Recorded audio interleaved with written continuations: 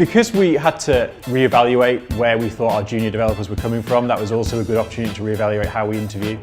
And certainly at Makers, we were encouraged to streamline that process quite a lot.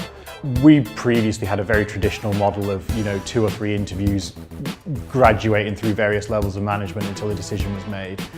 But with Makers now, we take people out for a coffee and then we set them a very short sort of tech test. And then usually by then we know, it's a much quicker process now.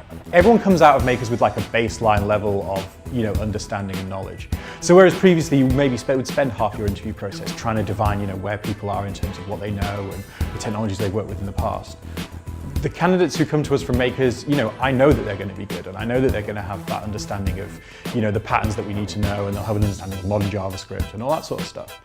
Almost everyone who I've met has had a bit of life experience before they joined Makers. That brings an interesting dynamic to it because these people usually know how to function in the workplace from, right from the start, and they know how to, how to behave in a meeting and how to pick up the phone and talk to a client directly and honestly.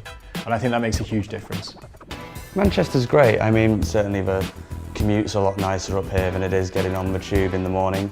And there's plenty going on, particularly where we work in the Northern Quarter. It's kind of, Makers was in Shoreditch and we're in the Northern Quarter and they're pretty much parallel, so there wasn't actually all that much change. I would just recommend it. I think Manchester's a great city. There's also a really, really good tech community in Manchester as well. I like the city. It's very relaxed.